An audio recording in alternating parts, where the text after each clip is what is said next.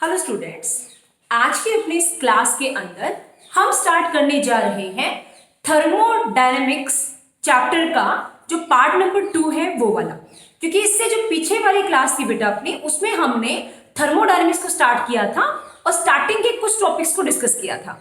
लेकिन आज के अपने इस क्लास के अंदर हम जो बाकी के टॉपिक्स जो इस चैप्टर से, इस यूनिट से रिलेटेड है, वो स्टार्ट करेंगे।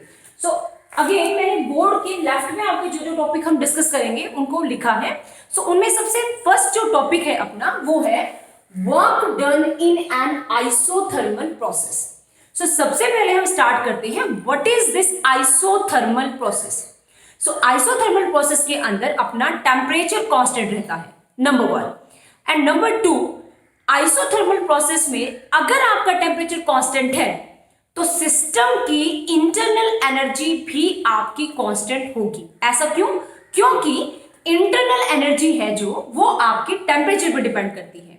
सो अब बात है मैथमेटिकल पार्ट की। तो सपोज अपने पास एक सिलेंडर है जिसके अंदर हमने 1 मोल आइडियल गैस को फिल किया है। जब हम इसको कोई हीट देते हैं तो उस टाइम पे जो इसका पिस्टन है वो आपका अप जाके कुछ वर्क करता है। मीन्स क्योंकि हमें निकालना क्या है टॉपिक में, वर्क डन। सो अगर बात करूं मैं वर्क डन की, तो वर्क को हम फोर्स इनटू डिस्प्लेसमेंट लिख सकते हैं और फोर्स हमारा होता है pressure into area. Next step में हमने पिछली क्लास में भी डिस्कस किया था एरिया इनटू dx। यस, इसको हम dv पुट कर सकते हैं। तो in this manner we get WI। ISO मैंने जो आपका है आइसोथर्मल, उसकी शॉर्ट फॉर्म को यूज किया है। और ये अपना V1 से V2 वॉल्यूम, क्योंकि अपना टेम्परेचर कांस्टेंट है लेकिन वॉल्यूम आपका V1 से V2 चेंज होगा। सो उस टाइम पे जो अपना PdV है, यस, उसको हम क्या लिख सकते हैं?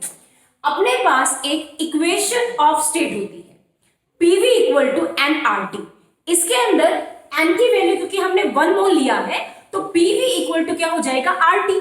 यहां से आप P की वैल्यू को निकालेंगे तो nRT बाय V हम ये पुट कर सकते हैं। मैंने क्योंकि जनरल केस किया है तो n को her through out the article, through out the topic मैंने n लिया है। लास्ट में आप n की वैल्यू को 1 पुट कर सकते हो। लेकिन सपोज किसी गैस का जो नंबर ऑफ मोल है वो 1 नहीं है, राइट? तो उस केस में हम उसको कैसे डील करेंगे? इस रीजन से मैंने n की वैल्यू को 1 नहीं रखा है, मैंने n को n ही कंसिडर किया है through out the topic. So let us start by putting the value of p in this equation we get nRT upon V into dV। अब इंटीग्रेशन में क्या होता है, आपका कांस्टेंट जो टर्म है वो आपके इंटीग्रेशन से बाहर आ जाती है। सो दैट्स व्हाई nRT को हम इंटीग्रल साइन से बाहर कर लेंगे। Next thing is 1 upon V dV। Yes, 1 upon V dV का आपका जो इंटीग्रेशन है वो होता है log V। इंटीग्रेशन करने के बाद ये जो इंटीग्रल का साइन है और ये जो dv है आपका, ये आपका चला जाता है और जो आपकी लिमिट्स है, yes, upper and lower limit, वो आपकी यहां आ जाती है। नेक्स्ट स्टेप में क्या करते हैं बेटा जी, हम एक बार इस v की जगह पे अपर लिमिट पुट करेंगे, माइनस एक बार पुट करेंगे लोअर लिमिट। उसके बाद एक लोगरिथम में एक फॉर्मूला होता है log m minus log n, log m by n। सो उसको फॉलो करते हुए अगर v2 हमारे पास m है, V1 हमारे पास n है, तो log m बाई n ये हम इसको चेंज कर सकते हैं। कई बार मैथमेटिकल टर्म्स में, न्यूमेरिकल्स के अंदर आपने ये फॉर्मूला भी देखा होगा कि जो आपका nRT log के फॉर्म में होता है, ठीक है, वो यहाँ पे टू द बेस e होता है। उसको मैथमेटिकल सोल्व करने के लिए हम उसको इस नंबर से मल्टीप्लाई करते हैं, 2.303 nRT log V2 by V1। लेकिन डियर स्टूडेंट, अगर आपका टेम्परेचर कांस्टेंट है, आप ये देखिए इस एक्सप्रेशन से, यस, मैं यहां आपको लिख के बताती हूं, PV is equal to nRT। तो थोड़ा ध्यान दें, n कांस्टेंट है, R खुद कांस्टेंट है और आइसोथर्मल प्रोसेस में T कांस्टेंट हो जाएगा। दैट मीन्स हम PV को कांस्टेंट के इक्वेट कर सकते हैं। अगर PV कांस्टेंट है तो इसका क्या मीनिंग होता है? P1V1 equal to P2V2, right? तो इस टर्म से क्या मैं V2 बाय V1 को P1 बाय P2, यस, आप मुझे बताइए क्या मैं लिख सकती हूं? Yes, I can write V2 by V1 equal to P1 by P2। So इसको मैंने यहां पे पुट किया है, तो आप इस सेम इक्वेशन को इस टाइप से भी लिख सकते हैं, तो ये बिल्कुल ठीक होगा। So dear student, I hope आपको ये टॉपिक क्लियर है। Our next topic is what is adiabatic process. Adiabatic process क्या है, इसके अंदर क्या चीज कांस्टेंट होती है और कैसे वर्क डन निकालते हैं, ये डिस्कस करते हैं। So wait a minute. Yes student, next topic is adiabatic process। Adiabatic process में क्या होता है, किसी भी गैस का प्रेशर, वॉल्यूम, टेम्परेचर, ये सारी चीजें आपकी क्या होती हैं, चेंज होती हैं, लेकिन हीट है या चेंज इन हीट है वो चेंज नहीं होता। मीन्स आपका सिस्टम और सराउंडिंग के बीच में ये जो आपका हीट का एक्सचेंज है ये नहीं होता। जैसे सपोज ये कोई कंटेनर है गैस का, इसकी जो सारी वॉल है वो आपकी नॉन कंडक्टिंग होंगी। साथ ही एडियाबैटिक प्रोसेस की दो कंडीशन होती है बेटा। फर्स्ट कंडीशन है जो आपकी वॉल होंगी वो क्या है, परफेक्टली इंसुलेटेड। मीन्स आपकी हीट ना तो सिस्टम से सराउंडिंग में जाएगी ना सराउंडिंग से सिस्टम में आएगी। नंबर टू, जो आपका प्रोसेस है, आपका कोई भी गैस को या तो आप कंप्रेस करते हो या एक्सपैंड करते हो, सो ड्यूरिंग एक्सपेंशन और जो आपका मतलब कंप्रेशन और जो एक्सपेंशन है आपका वो सडन होना चाहिए बेटा। सडन मतलब अचानक से होगा तो इतना टाइम ही नहीं मिलेगा सिस्टम को सराउंडिंग के साथ कि वो हीट का एक्सचेंज कर सके, राइट। तो these two are the essential condition for adiabatic process. अब नेक्स्ट टॉपिक में हम एडियाबैटिक रिलेशंस करेंगे पी, वी और टी के बीच में। ये स्टूडेंट आप आगे देखें, एडियाबैटिक जो रिलेशंस हैं आपकी पी, वी एंड टी के बीच में, उनको डिस्कस करते हैं। सो नंबर वन, हमें चेक करना है प्रेशर और वॉल्यूम के इन बिटवीन क्या रिलेशन है और प्रोसेस कौन सा है, adiabatic. So let us start with thermodynamics first law या फर्स्ट इक्वेशन। वो क्या है आपकी, D Q equal to D U plus D W. अगर आप बात करो 1 मोल ऑफ अ गैस की और प्रोसेस कौन सा है, एडियाबैटिक, तो आपकी जो डी क्यू है बेटा वो जीरो होती है। अगर आपकी हीट एक्सचेंज जीरो है, चेंज इन हीट जीरो है, सो इसका मतलब जो इक्वेशन स्टार है आपकी वो सिर्फ D U plus D W will be equal to zero आपको करना पड़ेगा। अब डी यू को हम क्या लिख सकते हैं, C V D T, and D W को क्या लिख सकते हैं, पी डी वी। ये दोनों जो वैल्यूज हैं जब आप इक्वेशन फर्स्ट में पुट करोगे तो आपके पास इक्वेशन, जब आप इक्वेशन सॉरी स्टार में पुट करोगे तो आपके पास इक्वेशन फर्स्ट आएगी। ये आपके पास डी यू की वैल्यू है, ये आपके पास डी डब्ल्यू की वैल्यू है। नेक्स्ट स्टेप में क्या है बेटा, according to ideal gas equation PV equal to NRT होता है और एन की वैल्यू को 1 माने तो हमारे पास पीवी इक्वल टू आरटी हो जाएगा। अब आपको इस रिलेशन को डिफरेंशिएट करना है। तो डिफरेंशिएट का रूल क्या है, अगर दो का प्रोडक्ट है तो first as it is second का derivative plus second as it is first का derivative. So in this manner, जैसे सपोज पी आपका फर्स्ट है तो डीवी का derivative plus V as it is D P का डेरिवेटिव। इन दोनों में आर आपका कांस्टेंट है, सो सिर्फ हमने dt का डेरिवेटिव किया। यहां से हमें dt की वैल्यू चाहिए है, सो हमने dt को एक साइड रखा, बाकी सारे टर्म को हम सेकंड साइड लेके गए। ये अपने पास है equation number second. Next step में आपको क्या करना है, इस इक्वेशन नंबर सेकंड को इक्वेशन फर्स्ट में इस dt की जगह पे पुट करना है, और जब आप dt की जगह पे पुट करोगे तो आपके पास ये रिलेशन आएगा बेटा। इस रिलेशन में आपको क्या करना है, r को यहाँ पे मल्टीप्लाई करके आप इसको क्या कर सकते हो, क्रॉस मल्टीप्लाई जीरो के साथ, या आप ये बोले कि आपको दोनों साइड लेफ्ट में और राइट में r से मल्टीप्लाई करना है। यहाँ पे r से मल्टीप्लाई करेंगे तो r कैंसिल हो जाएगा, ये दो टर्म आपकी cv को इसके साथ और cv को इसके साथ मल्टीप्लाई करोगे तो ये दो टर्म आएंगी, और जब यहाँ पे करोगे r तो आपके पास r p dv आएगा और जीरो को तो मल्टीप्लाई करोगे तो जीरो रहेगा। नेक्स्ट में हमने क्या किया, ये जो CVVDP था इसको मैंने पीछे लिखा, आपको ये स्टेप थोड़ा लर्न करना पड़ेगा। इसमें से और इसमें से आप चेक करो, PDV PDV दोनों में कॉमन है बेटा, तो दोनों में अगर हम कॉमन ले तो अंदर अपने पास ब्रैकेट में क्या बचेगा, CV प्लस में R। कल भी हमने डिस्कस किया था Mayer relation CP minus CV equal to R, वहां से क्या हम CV प्लस R को CP नहीं लिख सकते, तो with the help of that mere relation we can write CV plus R is equal to CP। उसकी वैल्यू को हमने पुट किया तो अब अपने पास ये रिलेशन है। इस रिलेशन में हम क्या करेंगे बेटा, dividing both side by CVP PV means CV P और V, इससे हम डिवाइड करेंगे अगर हम दोनों साइड डिवाइड करेंगे बेटा तो कुछ कैंसिल होगा, तो अपने पास क्या बनेगी नई रिलेशन जब हम इसे डिवाइड करेंगे, Cp अपॉन में P प्लस Cp अपॉन में Cv dV बाय में V equal to 0। Next step पे हमें क्या है, आप ये चेक करें, Cp बाय Cv मैंने कल भी डिस्कस किया था, this is equal to gamma, ये एक रेशियो होता है specific heat at constant pressure upon में specific heat at constant volume is equal to gamma. So उसको हम यहाँ पे पुट करेंगे। नेक्स्ट स्टेप पे हम इस रिलेशन का इंटीग्रेशन करेंगे बेटा। सो इंटीग्रेशन करेंगे तो कांस्टेंट बाहर आ जाएगा और ये आपके पास इंटीग्रल टर्म आएगी। तो आई होप आपको यहां तक का क्लियर है। इसके बाद नेक्स्ट जो स्टेप है उसके लिए वेट अ मिनट। ये स्टूडेंट आगे देखिए, अपने पास था ये रिलेशन जहां पे हमें इसका करना था इंटीग्रेशन। सो आपको थोड़ी सी कुछ टर्म्स है, कुछ स्टेप आपको लर्न करने पड़ेंगे। जैसे नंबर 1/p का आपका इंटीग्रेशन होता है log p, ऐसे गामा कांस्टेंट और 1/v का आपका हो गया log v। तो इंटीग्रेशन बेटा जी टू टाइप का होता है, एक तो वो वाला जिसमें लिमिट्स होती है और एक वो वाला जिसमें लिमिट्स नहीं होती। जिसमें लिमिट्स होती है उसमें तो हम इंटीग्रेशन करके अपर लिमिट और लोअर लिमिट को पुट करते हैं, लेकिन जिसमें लिमिट्स नहीं होती उसके अंदर इंटीग्रेशन करने के बाद कोई कांस्टेंट आ जाता है, जिसको इस केस में हमने c माना है। फिर उस कांस्टेंट की वैल्यू निकालनी होती है और पुट करनी होती है। सो अभी इन दिस मैनर, क्योंकि अपने पास यहाँ पे कोई लिमिट्स नहीं थी तो हमने इसको किसी कांस्टेंट के इक्वेट कर दिया। नेक्स्ट आपको क्या लर्न करना है, जैसे यहाँ पे आप देखिए गामा आगे है log v है, ठीक है। So suppose a log n अगर है तो उसको हम log n raise to power a बोल सकते हैं। मैंने आपको क्या बोला, मैं आपका यहां लिख के दिखाती हूँ। मैंने बोला बेटा जी कि अगर आपके पास कोई एक्सप्रेशन कैसे है a log n, तो उसको हम log n raise to power a, power ऊपर आ जाती है, आप कैसे लिख सकते हैं। अगर हम ये लॉगरिथम का फॉर्मूला अप्लाई करें तो ये जो गामा है ये v की पावर बन जाएगा, ठीक है। One step.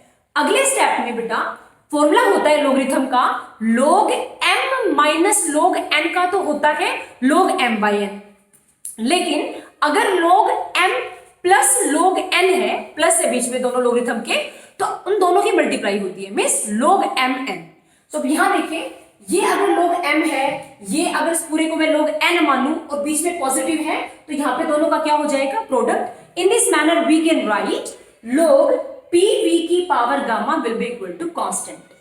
नेक्स्ट स्टेप में अगर आप दोनों साइड पे e रेज टू पावर करते हो, यहां पे भी, तो क्या होता है बेटा, जो आपका e है उससे log आपका कैंसिल हो जाता है। सो e से आपका लॉगरिथम कैंसिल और यहाँ पे e की पावर c आपका लग जाएगा। तो एक्सप्रेशन क्या रहेगा आपका, pv की power gamma will be equal to e raise to power c some constant. So इसको e raise to power c, ये कोई कांस्टेंट वैल्यू है, इसको मैंने k के बराबर रख लिया। कोई सिंपल है, आप सिंपल भी कांस्टेंट रख सकते हो। सो ये अपने पास है रिक्वायर्ड रिजल्ट एडियाबैटिक प्रोसेस में relation between pressure and volume. तो क्या रिलेशन आया है, प्रेशर इंटू वॉल्यूम की power gamma is equal to some constant, right. अब नेक्स्ट स्टेप में क्या करेंगे, हम दो अपने पास और प्रोसेस है, एक में चेक करेंगे प्रेशर और टेम्परेचर का रिलेशन, फिर चेक करेंगे वॉल्यूम और टेम्परेचर का रिलेशन एडियाबैटिक प्रोसेस के अंदर ही। तो हम कैसे करें इसके अंदर, यहां आप देखिए बेटा अपने पास दो चीजें हैं, एक P है और एक V है। मैं आपको ये आर्टिकल लर्न करने का तरीका बताती हूँ, शॉर्ट फॉर्म बताती हूँ इसकी। अपने पास होती है PV is equal to nRT ideal की जो इक्वेशन है वो होती है। n की वैल्यू को हमने 1 मान लिया। अब आप क्या करें, एक बार इस रिलेशन से V की वैल्यू निकालो और यहां पे पुट करना, एक बार इसी से P की वैल्यू निकालना और फिर वहां पे पुट करना। जब आप यहां देखिए, जब इसकी वैल्यू P की आप निकाल के यहां पुट कर रहे हैं तो अपने पास जो रिलेशन आ रहा है वो P और T में आएगा, और जब आप V की वैल्यू की बजाय P की वैल्यू पुट करोगे तो अपना V और T में रिलेशन आएगा, ठीक है। तो ये थोड़ा ध्यान रखना, क्या करना है, इस रिलेशन के लिए इक्वेशन डबल स्टार के लिए एक बार आपको P की वैल्यू पुट करनी है यहाँ पे आइडियल गैस इक्वेशन से, एक बार V की वैल्यू। जब आपने P की वैल्यू को पुट किया, सपोज स्टार्टिंग में PV इक्वल टू RT से V आपने RT बाई P निकाला, इसको आपने यहाँ पे पुट किया, तो आप सारी पावर को सेपरेट कर दो और फिर एक मैथ्स में फॉर्मूला होता है बेस सेम पावर ऐड। तो जो पावर है, जैसे P की पावर आपकी क्या हो जाएगी 1 माइनस गामा, T की पावर माइनस गामा, और जो ये आपका R raise to power gamma था ये हम K के नीचे ले गए। अब K भी कांस्टेंट है, R raise to power gamma भी कांस्टेंट है, सो इन दोनों का जो डिवीजन होगा वो भी कोई कांस्टेंट होगा, सो इसका नाम है वो एक अनदर कांस्टेंट होगा, राइट। सो ये अनदर कांस्टेंट की वजह से मैंने क्या नाम रख दिया, इसको कांस्टेंट ही रख दिया। सो कहने का मतलब एडियाबैटिक प्रोसेस के अंदर what is the relation between pressure and temperature, that is P raised to power 1 minus gamma, T raised to power gamma will be equal to constant। ये आपको फाइनल रिजल्ट आपको न्यूमेरिकल्स के लिए exam के लिए आपको ध्यान रखना है। नेक्स्ट है वॉल्यूम और टेम्परेचर में रिलेशन निकालना है। Again PV equal to RT, यहां से P की वैल्यू को निकालो और जो ये इक्वेशन आपकी डबल स्टार थी, इस डबल स्टार में इस P की जगह पे पुट कर दो। अगेन जो सेम टर्म्स है उनकी बेस सेम पावर ऐड करें तो आपके पास क्या रिलेशन आएगा, TV की power gamma minus 1 equal to K by R। K by R further कोई कांस्टेंट है तो किसी अनदर कांस्टेंट की इक्वेट इसको कर सकते हो। सो कहने का मतलब फाइनली जो टेम्परेचर और वॉल्यूम में रिलेशन आया एडियाबैटिक प्रोसेस में वो आपका है TV की power gamma minus 1 will be equal to constant. अब एग्जाम में दो टाइप से आपको क्वेश्चन आ सकता है। नंबर 1 ये रिलेशन ड्राइव करनी आ सकती है। नंबर 2 ये जो आपकी इक्वेशन डबल स्टार है, ये वाली इक्वेशन है, ये वाली जो मैंने स्क्वायर ब्रैकेट में इनक्लोज कर रखी है, इनके ऊपर आपको न्यूमेरिकल आ सकता है। सो आई होप ये थोड़ा लेंथी था ये पार्ट, लेकिन अगर आपको ये क्लियर नहीं है तो प्लीज आप वीडियो को थोड़ा बैक में करके इसको दोबारा देखना स्टेप्स को, क्योंकि अगर मैं इसी को यहाँ पे रिवाइज आपको करवाने लगी बेटा तो ये वीडियो की लेंथ बड़ी हो जाएगी, वो आपके लिए दिक्कत होगी। So next is work done in an adiabatic process. ये हमने क्या किया था, ये एडियाबैटिक प्रोसेस के अंदर प्रेशर वॉल्यूम टेम्परेचर में रिलेशन निकाला है। अब हम वर्क डन निकालेंगे कि what is the formula for work done in case of adiabatic process. ये student next topic is work done in an adiabatic process. अब वर्क डन हम कैसे कैलकुलेट करें एडियाबैटिक प्रोसेस में। So let us start. सबसे पहले हमें assume करना है, सपोज करना है कि अपने पास एक आइडियल गैस है, n नंबर ऑफ मॉलिक्यूल्स है उसमें, उसको n की वैल्यू 1 मान लेना। तो जो आपकी गैस है वो आपकी एडियाबैटिक प्रोसेस के थ्रू वर्क डन करेगी। तो सपोज उसकी initial condition P1 V1 T1 थी, तो आफ्टर सम टाइम फाइनल उसकी जो पोजीशन होगी गैस की वो P2 V2 T2 होगी, ठीक है। तो उस टाइम पे जब गैस ने सपोज एक्सपैंड हुई, कंप्रेस हुई, तो कुछ भी होगा तो वर्क डन होगा। तो हम स्टार्ट करते हैं अपने प्रोसेस वर्क डन से। जैसे हम चेंज इन वर्क डन को फोर्स इनटू में dx बाकी केसेस में लेते आए हैं वैसे लेंगे। नेक्स्ट पार्ट में हम फोर्स को प्रेशर इनटू एरिया लिख सकते हैं, और यस एरिया इनटू डिस्टेंस को आप dv लिख सकते हैं। सो मैंने डायरेक्टली आपका यहाँ पे dw is equal to pdv लिखा है बेटा। उसके बाद जब टोटल निकालेंगे एडियाबैटिक प्रोसेस में वर्क डन तो इसका इंटीग्रेशन करेंगे। dw का इंटीग्रेशन w हो गया आपका, और इधर वाले पार्ट में आपका p into dv v1 to v2। But for the adiabatic process अभी अभी हमने डिस्कस किया है इससे पहले वाले पार्ट में कि pv की पावर गामा आपका कांस्टेंट होता है। सो इस वैल्यू से हम p की वैल्यू को क्या निकाल सकते हैं, kv की पावर माइनस गामा। अगर इधर इसकी पावर पॉजिटिव है तो इधर आएगा तो पावर क्या होगी, नेगेटिव। अब आपको ये जो p की वैल्यू है इसको आपको यहां पे पुट करना है। आपको इक्वेशन भी दे सकते हैं, suppose this is equation number first, this is second. So by putting equation number second in equation first we get, हमें क्या मिलेगा, हमें ये वैल्यू मिलेगी। इस वैल्यू में k हमारा कांस्टेंट है, इंटीग्रल से बाहर, अंदर हमारे पास है v की पावर माइनस गामा। तो आप क्या कर सकते हो, इसकी पावर में जब इंटीग्रेशन करते हैं तो किसी की पावर कुछ भी है आपको ये ध्यान नहीं देना, आपको सिर्फ जो ला है वो याद रखना है, इंटीग्रेशन का रूल याद रखना है। और इंटीग्रेशन का रूल कहता है जो भी कोई पावर है, कुछ भी पावर, उसमें एक ऐड करें अपॉन में वही पावर करें। तो थोड़ा सा ध्यान देना बेटा, अगर मैं इसकी पावर में एक ऐड करूंगी दैट मीन्स 1 पॉजिटिव है तो इसको मैंने 1 माइनस गामा लिखा, अपॉन में वही पावर आपकी नीचे आती है डिनोमिनेटर में, तो 1 माइनस गामा। उसके बाद लिमिट आपकी यहां आ जाती है। नेक्स्ट स्टेप में क्या करते हैं, एक बार आप इस v की जगह पे अपर लिमिट पुट करोगे, माइनस एक बार आप लोअर लिमिट पुट करोगे। ऐसा करते हो तो आपके पास ये एक्सप्रेशन आ जाता है। नेक्स्ट स्टेप में आपको क्या लर्न करना है, k जो बाहर है कांस्टेंट वो आपको अंदर इंट्रोड्यूस करना है ब्रैकेट के। सो k को आप अंदर लेके गए हैं। नेक्स्ट स्टेप में k क्योंकि कांस्टेंट है और यहां से आप देखें pv की power gamma equal to k, हम क्या लिख सकते हैं, p1 v1 की power gamma is equal to p2 v2 की पावर गामा। ऐसे आप लिख सकते हो सोन करके P3V3 की पावर गामा भी ऐसे आप कर सकते हैं, लेकिन हमें सिर्फ 2 टर्म्स के लिए चाहिए है, क्योंकि हमारे इनिशियल और फाइनल दोनों कंडीशन फुलफिल हो जाएंगी। ऐसा हमने क्यों किया प्यारे बच्चों? क्योंकि हमारा जो ये k का अंदर ले जाने का मोटो था वो था k की वैल्यू को पुट करना, राइट। सो आप यहाँ पे ध्यान दें, एक नेक्स्ट स्टेप में क्या किया हमने, अगर मैं माइनस इसमें थ्रू आउट ब्रैकेट कॉमन ले लूं, तो आप ध्यान दें, अगर माइनस कॉमन लेंगे तो ये टर्म आपकी पॉजिटिव हो जाती है, ये नेगेटिव, और साथ ही आपका जो 1 माइनस गामा है वो कन्वर्ट होके आपका गामा माइनस 1 हो जाएगा। तो प्लीज आप इस चीज पे फोकस करना, ठीक है। सो वेट अ मिनट। ये स्टूडेंट मैं आपको कह रही थी कि जब आप माइनस कॉमन लेंगे तो क्या होगा, यहाँ पे गामा माइनस 1 और जो आपकी 2 वाली टर्म थी वो पीछे चली जाएगी और V1 वाली टर्म आपकी आगे आ जाएगी। नेक्स्ट स्टेप पे आपको एक छोटी सी चीज लर्न करनी है। देखो k हमारे पास यहाँ पे भी है और यहाँ पे भी है, k के साथ जो ये V1 है ये आपको ये हिंट देगा कि k की वैल्यू जो 1 वाली है आपको वो पुट करनी है। तो नेक्स्ट स्टेप में k की वैल्यू आप P1 V1 की पावर गामा ऐड करेंगे। अब 1 ही क्यों पुट किया? क्योंकि हम चाहते थे बेस सेम और फिर पावर को हम ऐड करें, इस रीजन से। नेक्स्ट केस में ऐसे ही k की वैल्यू क्योंकि यहाँ पे V2 है तो हम P2 V2 की पावर गामा ये वाले टर्म को पुट करेंगे। अब ध्यान दें, अगर हम V1 और V1 का बेस सेम पावर ऐड करेंगे तो गामा से गामा कैंसिल होके V1 की पावर 1 बचेगी। और इस स्टेप के बाद जो नेक्स्ट स्टेप आपका आएगा वो आएगा P1 V1 minus P2 V2, ये रिलेशन।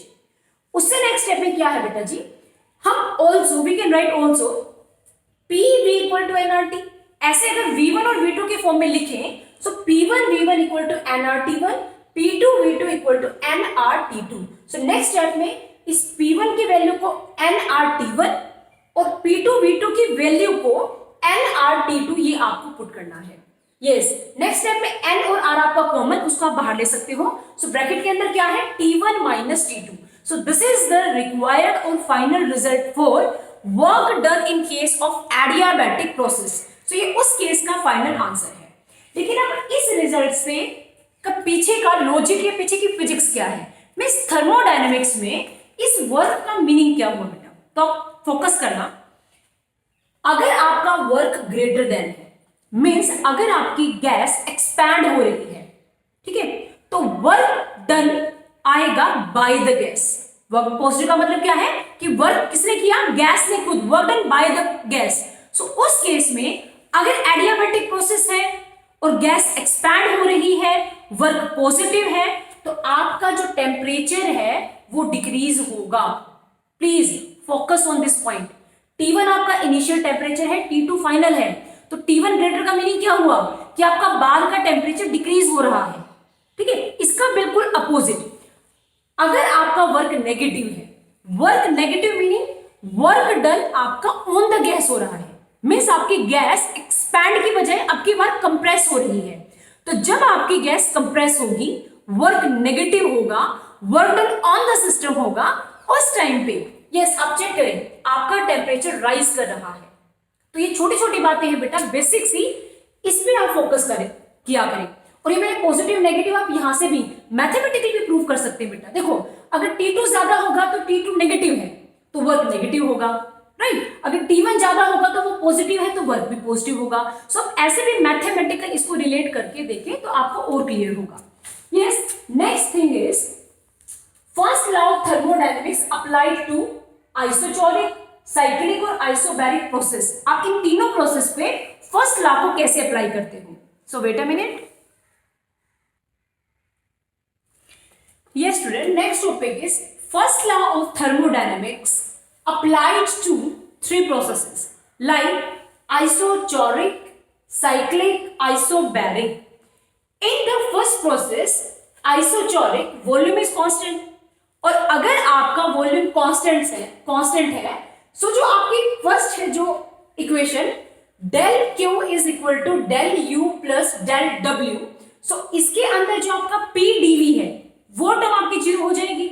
सो इस रीजन से जो आपकी हीट है वो सारी की सारी किसमें कन्वर्ट हो गया, आपके वर्क डन में तो जीरो हो गया, आपकी इंटरनल एनर्जी को इंक्रीज करने के काम आएगी, जितनी भी गैस आपकी हीट एब्जॉर्ब करेगा। क्यों? क्योंकि जो W है आपका वो तो आपका ये है और ये हमने हमने कांस्टेंट कर दिया, और कांस्टेंट का डेरिवेटिव मास में क्या होता है, 0, so that's why del W is equal to 0। तो ये रिलेशन 0 है, तो डेल Q आपका del U change in internal energy के इक्वल होगा आपका हीट का change. Next is cyclic process में आपकी इंटरनल एनर्जी कांस्टेंट रहती है, राइट। अगर इंटरनल एनर्जी कांस्टेंट है तो आप क्या लिख सकते हो कि डेल U इक्वल टू 0, और डेल U 0 करोगे आप इस इक्वेशन में तो del Q is equal to del W। जितनी भी आपकी हीट है वो किस में कन्वर्ट हो जाएगी, वो आपकी वर्क में कन्वर्ट होगी साइक्लिक प्रोसेस में। थर्ड जो आपका आइसोबैरिक है उसमें आपका प्रेशर कांस्टेंट रहता है। सो प्रेशर अगर कांस्टेंट है तो जो आपकी हीट होगी वो दो काम में यूज होगी, पार्शियली तो उसकी इंटरनल एनर्जी को इंक्रीज करने में और पार्शियली वर्क डन करने में। और वर्क डन कैसे कैलकुलेट करते हैं, इन केस ऑफ कांस्टेंट प्रेशर जो आपके पास P dV है ये V1 से V2 आपका चेंज होगा। P को आप बाहर निकालें, सो अगर आप dV का इंटीग्रेशन करेंगे तो वो आपका V आएगा, फिर एक बार अपर लिमिट माइनस एक बार लोअर लिमिट पुट करेंगे तो आपके पास ये रिलेशन आएगा। इस सेम रिलेशन को PV इक्वल टू nRT से P की वैल्यू निकाल के जब आप यहां पुट करेंगे तो आप सेम इक्वेशन को क्या लिख सकते हैं, PV की वैल्यू जब पुट करेंगे तो आपके पास क्या आ जाएगा, nRT को इसी के फॉर्म में अगर इक्वेट करके लिखिए तो T2 माइनस T1। कहने का मतलब आपके पास ये दोनों फॉर्मूले वर्क के आएंगे in case of isobaric process. So in this manner we can complete our topic up to here. Next topic is limitation of first law, और first law की limitation के बाद में second law क्या है, वो क्या कहता है thermodynamics का। So let us start. Yes student, next is limitation of first law. First law की क्या क्या limitations हैं। So number one limitation is it does not indicate the direction of transfer of heat. Heat आपकी कहां से कहां transfer होती है इसके बारे में कोई भी इंफॉर्मेशन नहीं देता। लाइक आपकी हायर से लोअर जाती है या लोअर टेम्परेचर से हायर, इस टाइप से। Next, it does not tell about condition, किस कंडीशन पे under which heat can be converted into mechanical work, आपकी हीट मैकेनिकल वर्क में कन्वर्ट होती है, किस कंडीशन पे होती है वो कंडीशन के बारे में नहीं बताता। और साथ ही थर्ड पॉइंट में वो एक्सटेंट भी नहीं बताता कि कितने एक्सटेंट तक आपकी हीट मैकेनिकल वर्क में कॉन्टिन्यूसली चेंज हो रही है। सो ये कुछ लिमिटेशंस है डियर स्टूडेंट्स किसकी, आपके फर्स्ट लॉ की। तो अब बात करते हैं सेकंड लॉ की। सेकंड लॉ जो है वो बड़ा फेमस लॉ है, और वैसे तो इसके बारे में बहुत सारे स्टेटमेंट्स हैं, लेकिन दो आपकी बड़ी फेमस स्टेटमेंट्स है, कंडीशंस हैं जो आपकी सेकंड लॉ ऑफ थर्मोडायनेमिक्स से रिलेट करती हैं। और जितने भी आप बुक्स में पढ़ोगे आपको ये दो ही स्टेटमेंट ज्यादा देखने को मिलेगी। सो नंबर वन जो स्टेटमेंट है वो आपकी केल्विन प्लैंक की है, नंबर टू आपकी क्लासियस की है। इन दोनों ही स्टेटमेंट में जो लिखा गया है मैं आपको वो समराइज करके बताती हूँ। डियर स्टूडेंट्स, मैं आपको बोलूं कि पानी ऊपर से नीचे एक पाइप में आ रहा है, आप मान लोगे। मैं ये बोलूं कि पानी नीचे से ऊपर पाइप में जा रहा है विदाउट एनी एक्सटर्नल वर्क, आप नहीं मानोगे। This is not a magic. कहने का मतलब बेटा हमें कोई एक्सटर्नल हेल्प लेनी ही पड़ेगी, लाइक कोई मोटर लगानी पड़ेगी या कुछ भी ऐसा अप्लाई करना पड़ेगा कि उसमें नीचे से आपका ऊपर। कहने का मतलब लोअर से हायर कोई चीज अगर आपको ट्रांसफर करनी है तो आपको एक्सटर्नल हेल्प लेनी ही पड़ेगी। सो इनके अकॉर्डिंग जो केल्विन और जो आपके प्लैंक्स थे, साइंटिस्ट थे, इनके अकॉर्डिंग आपका कोई भी ऐसा कोई मशीन मान ले या कोई भी आपकी जैसे आपको डिवाइस मान ले, इंजन मान ले, कि कोई भी ऐसा इंजन नहीं है जो अपने आप वर्क कर रहा है लोअर से हायर किसी चीज के अंदर वो ट्रांसफर कर रहा है टेम्परेचर को विदाउट कोई हेल्प लिए। कोलासियस ने, जैसे इन्होंने इंजन बोला तो कोलासियस ने आपका कोई मशीन बोल दिया कि कोई भी सेल्फ एक्टिंग मशीन नहीं है जो बिना कोई एक्सटर्नल एजेंसी की हेल्प से आपकी वर्क करे। मीन्स आपकी लोअर टेम्परेचर से एक बॉडी जिसका टेम्परेचर कम है और एक बॉडी जिसका टेम्परेचर ज्यादा है उसको वो हीट सप्लाई कर रही हो। आपके घर में फ्रिज है, रेफ्रिजरेटर, वो जो उसका प्रिंसिपल है वो आपका सेकेंड लॉ ऑफ थर्मोडायनेमिक्स पे ही बेस है, आपका इस लॉ के ऊपर ही। लेकिन मैं आपको यहाँ पे एक बात बताना चाहती हूँ डियर स्टूडेंट, सीबीएसई ने इस साल थर्मोडायनेमिक्स ये जो आपकी यूनिट है, ये जो चैप्टर है आपका, इसके अंदर से आपका हीट इंजन, आपका रेफ्रिजरेटर सिलेबस से रिमूव कर दिया है। सो मेरी रिक्वेस्ट है आप हीट इंजन और रेफ्रिजरेटर को एग्जाम के पॉइंट ऑफ व्यू से ना पढ़े। अगर आपको नॉलेज लेनी है आप पढ़े, no worry, don't worry for that. लेकिन अगर आप बोर्ड एग्जाम का, जो भी आपको फाइनल स्कूल का बोर्ड है उसका एग्जाम होना है, उसमें ये टॉपिक नहीं आएंगे। और एक सबसे लास्ट जो आपका टॉपिक है कार्नोट इंजन या Carnot theorem, this is very very important topic. मैं आपको दूं, अगर कोई भी टीचर है तो वो इस पार्ट में से, ये जो आपके लास्ट के 2 टॉपिक है, यहां से 5 मार्क्स का क्वेश्चन, 3 मार्क्स का क्वेश्चन पक्के से पक्का एग्जाम में सेट करता है। मीन्स ये आपका टॉपिक बहुत ज्यादा इंपॉर्टेंट है। So dear student, I hope आपको ये जो स्टेटमेंट है ये क्लियर है। अब मैंने लिखा है इसका सिग्निफिकेंस क्या है और इसकी लिमिटेशंस भी हैं कुछ सेकंड लॉ की। तो इसका सिग्निफिकेंस क्या है? पहली बात तो यही कि इन लॉ को पढ़ के हमें ये पता चला कि कोई भी हम ऐसी मशीन नहीं बना सकते हैं, राइट, जिसकी एफिशिएंसी 100% हो। मीन्स इसका क्या है 100% का मतलब, हमने ये बोला कि हीट आपके वर्क में कन्वर्ट हो रही है, और मैं बोलूं कि 100 हीट 100 वर्क में कंप्लीट हो गई, कन्वर्ट हो गई, so that is wrong. Efficiency होती है आउटपुट अपॉन में इनपुट, वो कभी भी यूनिटी नहीं होगी बेटा आपकी, नंबर 1, ठीक है। और नंबर 2, इन स्टेटमेंट से हम क्या बता सकते हैं कि कोई भी ऐसी मशीन नहीं है जिसके अंदर हम लोअर से हायर टेम्परेचर को या किसी भी चीज को ट्रांसफर करें विदाउट कोई एक्सटर्नल हेल्प लिए। सो ये दोनों बातें ही हमें सिग्निफाई करती हैं, जो किसका सिग्निफिकेंस है, आपके न्यूटन का सेकेंड लॉ का।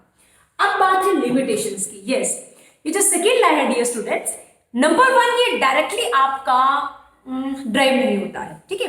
नंबर 2 ये आपका साइक्लिक प्रोसेस है, में से एक ऐसा प्रोसेस जो स्टार्टिंग में इनिशियल था, फिर मूव हुआ और फिर वापस से अपनी इनिशियल स्टेट पे आ गया। तो ये साइक्लिक प्रोसेस है, तो वो भी एक टाइप से इसकी लिमिटेशंस है। तो कहने का मतलब जो आपका सेकेंड लॉ है इसकी भी कुछ आपकी लिमिटेशंस हैं जिनको हम ओवरकम कर सकते हैं, लेकिन अभी तक ऐसा कोई लॉ नहीं आया है जो इनकी लिमिटेशन को ओवरकम करे। सो ओके, नेक्स्ट आपका जो टॉपिक है आज की क्लास का वो है आपका रिवर्सेबल एंड इररिवर्सेबल प्रोसेसेस। सिंपल आप बोलेंगे कि मैम रिवर्सेबल जो रिवर्स हो जाए, इररिवर्सेबल जो इररिवर्स ना हो, बिल्कुल ठीक बात है आपकी, नो डाउट। लेकिन थर्मोडायनेमिक्स में इनका जो मीनिंग है वो कैसे हम रिलेट करेंगे वो है इंपॉर्टेंट, उसको पढ़ते हैं। So wait a minute. Yes student, next topic is what is reversible process and irreversible process. So मैंने थोड़ी सी डिफरेंस करके आपको बताया है। जैसे नंबर 1, जितने भी आपके क्वासी स्टेटिक आपके इक्विलिब्रियम होते हैं जिनके अंदर आपका प्रोसेस होता है लेकिन इतना स्लोली कि हमें पता ही नहीं चलता, अपना जो सिस्टम है वो आपका थर्मल और मैकेनिकल इक्विलिब्रियम में रहता है, ऐसा हमें लगता है। सेकेंड जो है उसमें जितने भी डेसिपेटिव फोर्स होती हैं, मैं बात कर रही हूँ रिवर्सेबल प्रोसेस की, तो उसमें जितने भी डेसिपेटिव फोर्स है जैसे विस्कोसिटी, फ्रिक्शन, इनइलास्टिसिटी, वो सारी की सारी एब्सेंट होती हैं, राइट। थर्ड इज जो आपका जैसे इलास्टिक स्प्रिंग है उसका जो कंप्रेशन है, उसका जो एक्सपेंशन है, ये जो आपका प्रोसेस है ये आपका रिवर्सेबल प्रोसेस के अंडर आता है। ऐसा ही आपका जो इलेक्ट्रोसिस का जो आपका प्रोसेस होता है, अगर इलेक्ट्रोड या इलेक्ट्रोलाइट्स के अंदर जो रेजिस्टेंस है उसको ना के बराबर मान लो, ठीक है, तो उस टाइम पे जो प्रोसेस है आपका इलेक्ट्रोलिसिस का, ये भी आपका रिवर्सेबल प्रोसेस के अंडर आता है। एंड लास्ट वन इज जो आपका कार्नोट साइकिल, अभी हम डिस्कस करेंगे लास्ट टॉपिक, उसमें जो वर्किंग सब्सटेंस होता है वो थ्रू आउट द साइकिल, वो भी आपका साइक्लिक प्रोसेस होता है, रिवर्सेबल प्रोसेस होता है। नेक्स्ट इज इररिवर्सेबल, बिल्कुल सिंपल है, जो वापस ना हो, वापस से उसके इनिशियल पोजीशन पे हम ना जाए। एग्जांपल के तौर पे जैसे मान लो कोई गैस आपकी डिफ्यूज होती है, या फिर आपका जो आयरन की रस्टिंग है, या dissolution of salt into water, या आपका सडन एक्सपेंशन और कॉन्ट्रैक्शन ऑफ अ गैस, ये सारे के सारे आपके एग्जांपल हैं इररिवर्सेबल प्रोसेसेस के। So dear student, next topic is Carnot cycle and last one is Carnot theorem. So wait a minute. Yes student, last topic of today's class is Carnot engine और very important topic। Suppose आपको ये 5 marks में exam में आता है तो आप इसको कैसे सोल्व करके आए। Let us start। नंबर 1 पे आप इसकी डेफिनेशन लिख के आ सकते हो।